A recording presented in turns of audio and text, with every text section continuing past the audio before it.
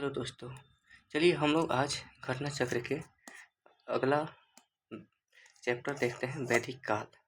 तो शुरू करते हैं। देखिए, पहला जो प्रश्न है कह रहा है कि आर्य शब्द इंगित करता है। देखिए, आर्य का मतलब होता है श्रेष्ठ। तो पहला प्रश्न का उत्तर जो हो जाएगा डी ऑप्शन, श्रेष्ठ वंश। अगला प्रश्न है कि क्लासिक संस्कृति में आर्य शब्द का अर्थ होता है। तो देखिए, एक उत्तम व्यक्ति, ऑप्शन डी। अगला प्रश्न है कि सबसे पुराना वेद कौन सा है। तो ऋग्वेद। देखिए, 4 वेद हैं, ऋग्वेद, सामवेद, यजुर्वेद और अथर्ववेद, जिसमें सबसे जो प्राचीन है या पुराना है वो ऋग्वेद होता है। अगला है त्रयी। देखिए, त्रयी नाम है, तो त्रयी का मतलब होता है कि जो 3 वेद हैं, ऋग्वेद, यजुर्वेद और सामवेद, इसमें अथर्ववेद को शामिल नहीं किया गया है। ठीक है। अगला प्रश्न है कि किस वैदिक ग्रंथ में वर्ण शब्द का सर्वप्रथम नामोल्लेख मिलता है। तो ये ऋग्वेद है। ठीक है। चलिए, अगला प्रश्न है कि वर्ण व्यवस्था से संबंधित पुरुष सूक्त मूलतः पाया जाता है। तो ये ऑप्शन हो जाएगा ऋग्वेद में, सी ऑप्शन। चलिए, अगला है मिलान करने के लिए कि सुमेलित कीजिए।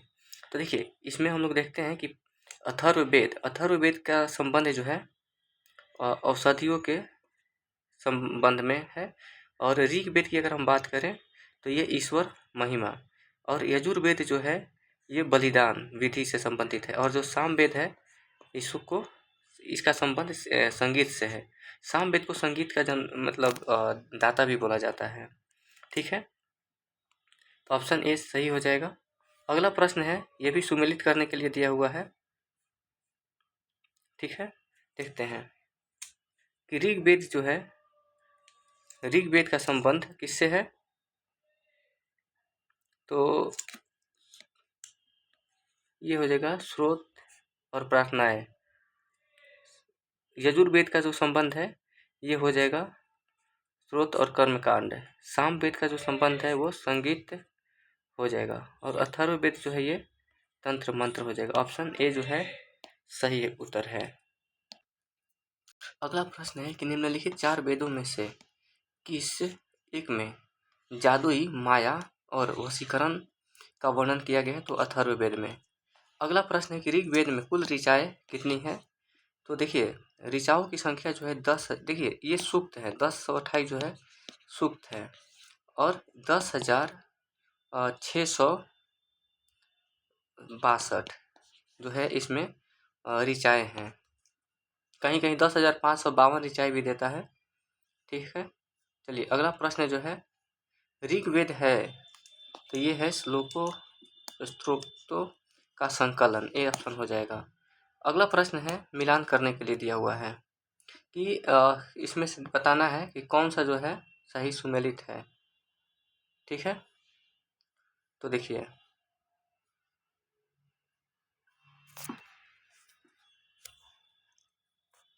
चलिए, ऋग्वेद की अगर हम बात करें तो ऋग्वेद का संबंध जो है ऐतरेय से है, ऐतरेय ब्राह्मण से। सामवेद का संबंध पंचविश ब्राह्मण से, अथर्ववेद का गोपथ और यजुर्वेद का शतपथ। ठीक है। अगला प्रश्न है कि निम्नलिखित में से कौन सा ब्राह्मण ग्रंथ ऋग्वेद से संबंधित है। तो ऐतरेय ब्राह्मण। अगला प्रश्न है कि गोपथ ब्राह्मण संबंधित है किससे। अथर्ववेद से। अगला प्रश्न है निम्नलिखित में से कौन यजुर्वेद की संहिता है। तो वाजसनेयी जो है यजुर्वेद की संहिता है। अगला प्रश्न है कि ऋग्वेद में कौन सा मंडल पूर्णतः सोम को समर्पित है। तो 9वां मंडल, ऑप्शन ए। ऋग्वेद में कुल 10 मंडल है, इसके 9वां मंडल में जो है सोम को समर्पित है 9वां मंडल। अगला प्रश्न है कि ऋग्वेद संहिता का 9वां मंडल पूर्णतः किसको समर्पित है। तो देखिए, सोम और इससे पेय तथा नामाकृत देवता को, डी ऑप्शन हो जाएगा सही। अगला है कि यज्ञ संबंधी विधि विधानों का पता चलता है किससे। तो यजुर्वेद से। अगला प्रश्न है कि निम्नलिखित में से किसका संकलन ऋग्वेद पर आधारित है। तो इसका उत्तर हो जाएगा सामवेद। अगला प्रश्न है कि भारत के किस स्थल की खुदाई से लौह धातु के प्रचलन के प्राचीनतम प्रमाण मिले हैं? तो ये है अतरंजी खेरा से। अगला प्रश्न है कि भारतीय उपमहाद्वीप में लोहे का प्रयोग कब शुरू हुआ? तो ये जो लोहा का प्रयोग है ये कब से शुरू होता है? तो 1600 से 1200 ईस्वी पूर्व के लगभग निर्धारित की गई है। ठीक है, और ये संभावित अगर बात करें तो 1400 ईस्वी पूर्व। ठीक है, अब आगे अगला प्रश्न देखते हैं कि उपनिषद जो पुस्तकें हैं इसका संबंध किससे है? तो ये दर्शन से संबंधित है। अगला प्रश्न है कि उपनिषदों का मुख्य विषय क्या है? तो दर्शन। अगला प्रश्न है कि किस एक वैदिक साहित्य में मोक्ष की चर्चा की गई है? तो मोक्ष की चर्चा जो है उपनिषद में की गई है। अगला प्रश्न है कि अध्यात्म ज्ञान के विषय में नचिकेता और यम के संवाद किस उपनिषद में उल्लेखित किया गया है? तो इसका उत्तर हो जाएगा ऑप्शन सी, कठोपनिषद में। ठीक है, अगला प्रश्न है कि नचिकेता आख्यान किससे संबंधित है या इसका उल्लेख किस में मिलता है? तो कठोपनिषद में। उपनिषद का राजा अश्वपति शासक था कहाँ का? तो कैकेयी का। अगला प्रश्न है कि निम्नलिखित में से वैदिक साहित्य का सही क्रम बताना है।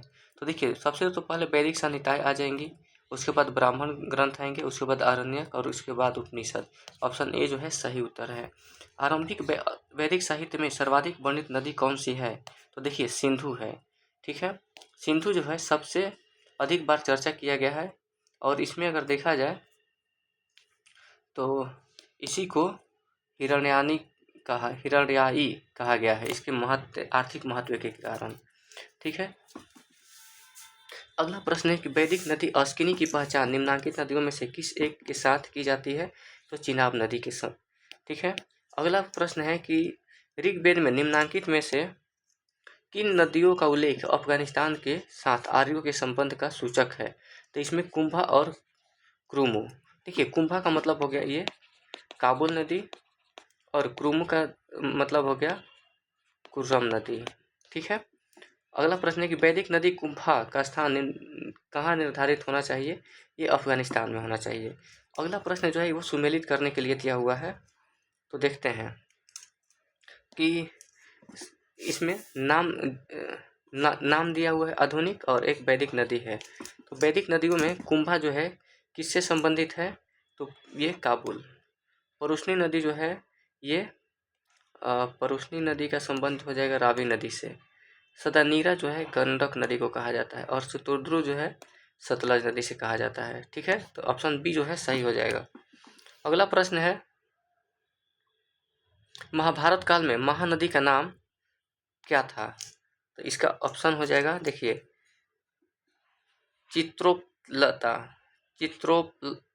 चित्रोत्पला है। महानदी का उल्लेख महाभारत के भीष्म पर्व में किया गया है।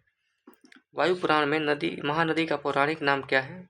वायु पुराण में तो नीलोत्पला जो है ये वायु पुराण में महानदी का नाम है।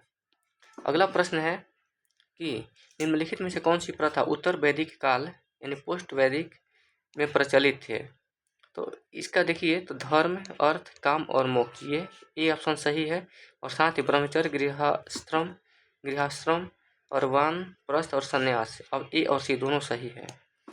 अगला प्रश्न है कि धर्म तथा रीत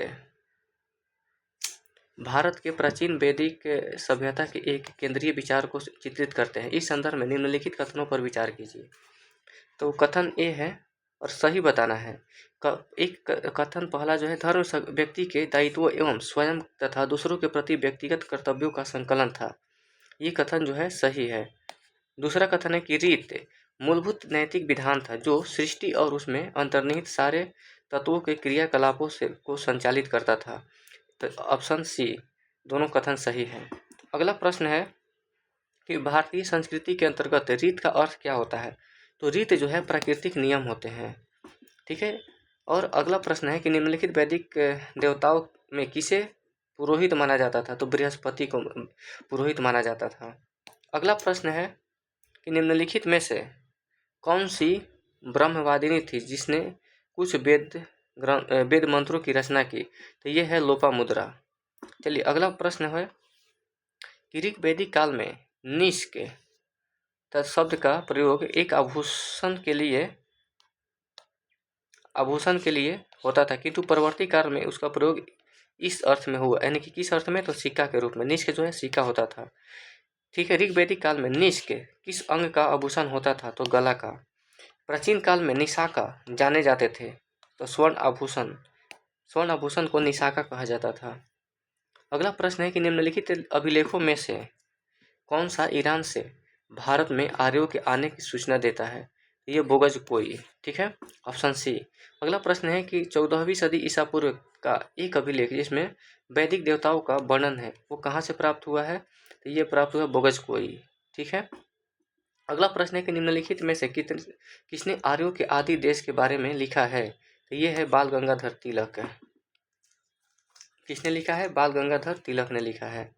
ठीक है। अगला प्रश्न है कि किस ग्रंथ में पुरुष मेध है का उल्लेख मिलता है, तो देखिए पुरुष मेध एक प्रमुख यज्ञ है और यह शुक्ल यजुर्वेद के शतपथ ब्राह्मण तथा कृष्ण यजुर्वेद के तैत्तरीय ब्राह्मण में वर्णित है।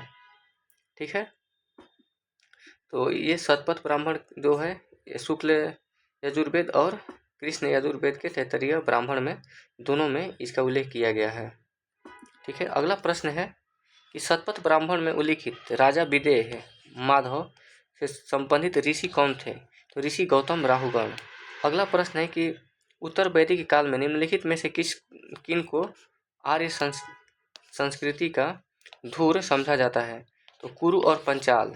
अगला प्रश्न है कि गोत्र शब्द का प्रयोग सबसे पहले कहाँ हुआ है, तो ऋग्वेद में। अगला प्रश्न है कि पूर्व वैदिक आर्यों का धर्म मूलतः क्या था, तो इनका धर्म था कि प्रकृति पूजा और यज्ञ।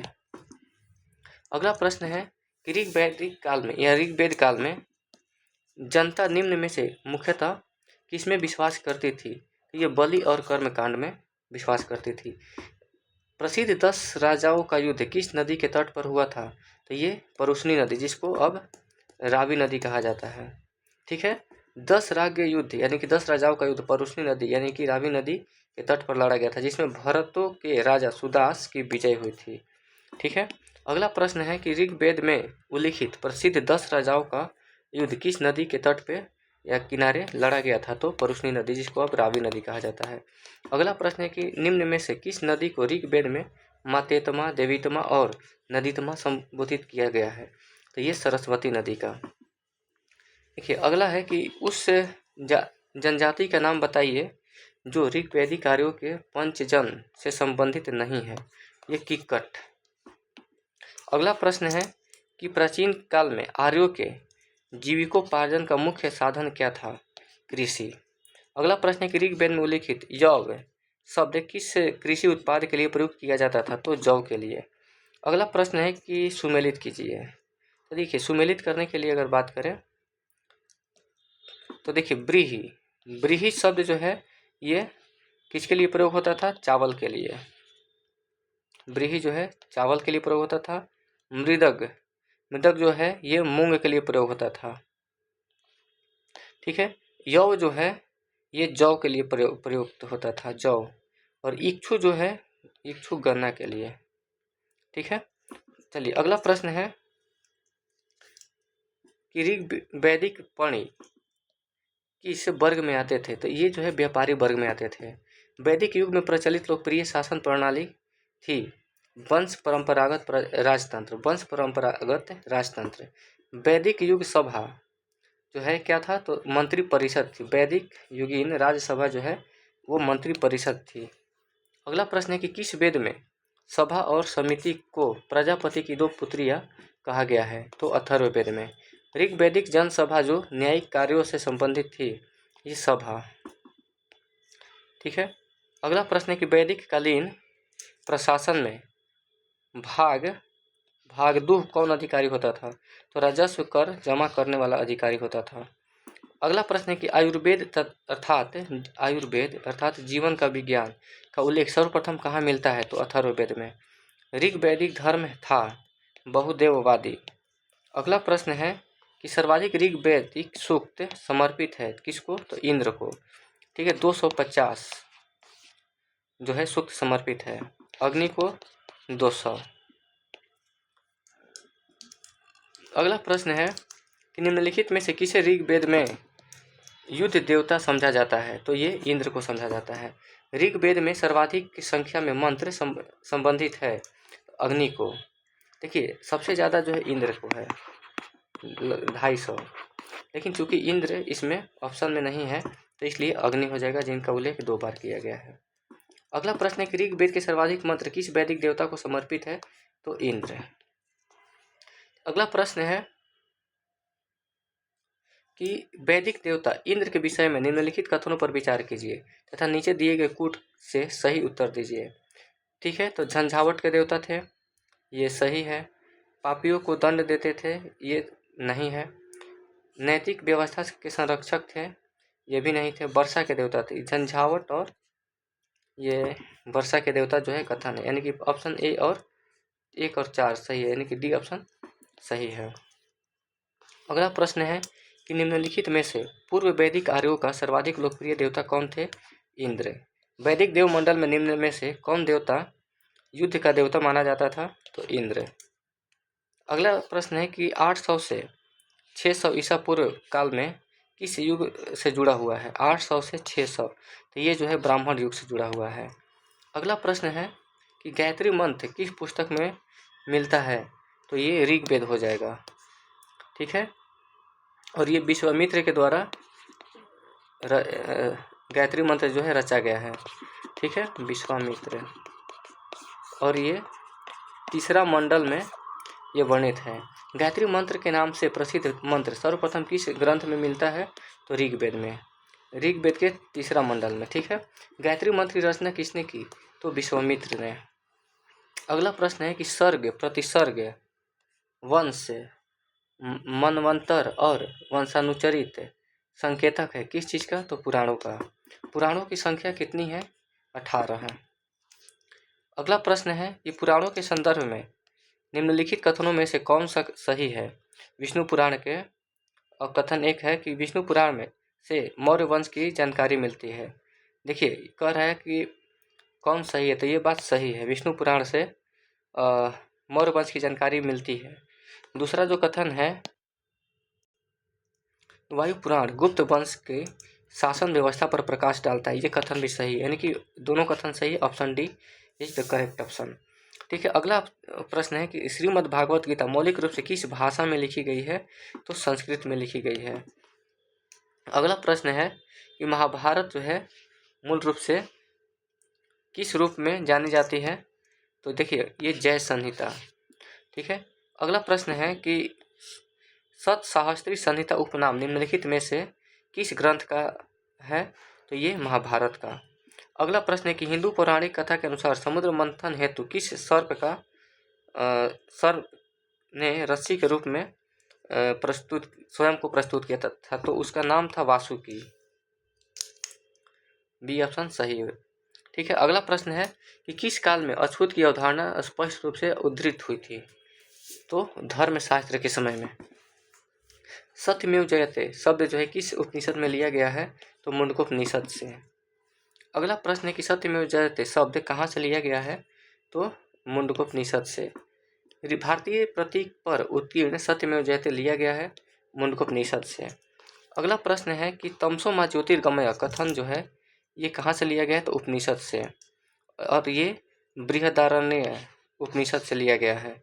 इसका अर्थ क्या है कि अंधकार से प्रकाश की ओर। किस उपनिषद का शाब्दिक अर्थ सफेद घोड़ा होता है? तो देखिए किसी भी उपनिषद का जो है तात्पर्य सफेद घोड़ा नहीं है। श्वेताश्वतर उपनिषद का अर्थ सफेद घोड़ा द्वारा खींचा गया होता है। ठीक है, अगला प्रश्न है कि सत्यकाम जबाल की कथा जो अनब्याही माँ होने के लक्षण को चुनौती देती है, ये छांदोग्य उपनिषद से लिया गया है। अगला प्रश्न है कि ऋग्वेद की मूल लिपि क्या है? तो ब्राह्मणी। अगला प्रश्न है कि वैदिक कर्मकांड में होता का संबंध किससे है? तो ऋग्वेद से। अगला प्रश्न है कि अवेस्ता और ऋग्वेद में समानता है। अवेस्ता किस क्षेत्र से संबंधित है? तो ये ईरान। ठीक है, अगला प्रश्न है कि वैदिक काल में किस जानवर को अधन्या कहा अघन्य कहा गया है? तो गाय को। अघन्य का अर्थ होता है कि न मारे जाने योग्य, ठीक है। और अगर कोई गाय की हत्या करता था तो उसको या उसको घायल करता था, उस व्यक्ति को क्या किया जाता था? मृत्युदंड तथा देश से निकाल दिया जाता था। ऐसी व्यवस्था थी वेदों में। तो ऋग्वेद में अघन्य का प्रयोग हुआ है गाय के लिए। अगला प्रश्न है कि ऋग्वेद में कई परिच्छेदों में प्रयुक्त अघन्य शब्द किसको समर्पित है? तो ये गाय के लिए है।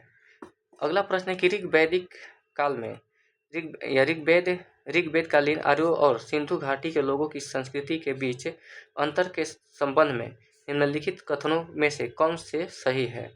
तो कथन एक है कि ऋग्वेद कालीन आर्य कवच और शिरस्त्राण या हेलमेट का उपयोग करते थे, जबकि सिंधु घाटी सभ्यता के लोगों में इनके उपयोग का कोई साक्ष्य नहीं मिलता है। तो देखिए, ये जो कथन है सही है, पहला जो कथन है सही है, ठीक है। दूसरा कथन है कि ऋग्वेद कालीन आर्यों को स्वर्ण, चांदी और ताम्र का ज्ञान था, ये गलत है। जबकि सिंधु घाटी के लोगों को केवल ताम्र और लौह है। देखिए, लोहा तो यहाँ पर सही नहीं है, क्योंकि सिंधु घाटी के लोगों को लोहा का ज्ञान नहीं था, ठीक है। अगला प्रश्न, एक और कथन है इसमें कि ऋग्वेद कालीन आर्यों ने घोड़ों को पालतू बना लिया, जबकि इस बात का कोई साक्ष्य नहीं है कि सिंधु घाटी के लोग इस पशु को जानते थे, ये भी कथन गलत है। सिर्फ पहला जो कथन है वो सही है। अगला प्रश्न है, ऋग्वैदिक काल के प्रारंभ में निम्न में से किसे महत्वपूर्ण मूल्यवान संपत्ति समझा जाता था? तो गाय को। गाय की जो चोरी करता था, हत्या करता था, या इसको मतलब गाय को कष्ट देने वालों को मृत्यु दंड दिया जाता था, या उसको देश से निकाले जाने का प्रावधान किया गया है, ठीक है। चलिए अगले इसमें मिलान करने की बात है। तो देखिए, अगर हम यहाँ से देखें तो सिंधु घाटी सभ्यता जो है एक नगरीय व्यवस्था थी, ठीक है। इसमें कूट को मिलाना है ना, तो यहीं से पढ़ देते हैं। चलिए, सिंधु घाटी सभ्यता जो है एक नगरीय व्यवस्था थी। उत्तर वैदिक काल की जो समाज था वो कृषक समाज था। ऋग्वैदिक समाज जो है चरागाह समाज था, और मध्यकाल में जमींदारी व्यवस्था थी। अगला प्रश्न है कि प्राचीन भारतीय समाज में के प्रसंग में निम्नलिखित शब्दों में से कौन सा शब्द शेष तीन के वर्ग का नहीं है? तो यहाँ पर देखिए, कुल, वंश और गोत्र, ये तीन जो है एक ही वर्ग के अंतर्गत आता है। कोश जो है ये अलग है, ठीक है, ठीक है। अगला है कि संस्कारों की कुल संख्या कितनी है? तो 16 संस्कार की संख्या है। चलिए अगला प्रश्न है कि जीविकोपार्जन हेतु वेद वेदांग पढ़ाने वाला अध्यापक क्या कहलाता था? तो उपाध्याय कहलाता था। चलिए अब ये जो है वैदिक काल खत्म हो गया। अब हम अगला जो वीडियो है वो बौद्ध धर्म को लेकर आएंगे। तो चलिए, बहुत बहुत धन्यवाद वीडियो को देखने के लिए। अब अगला वीडियो हम लोग बौद्ध धर्म को लेकर आएंगे।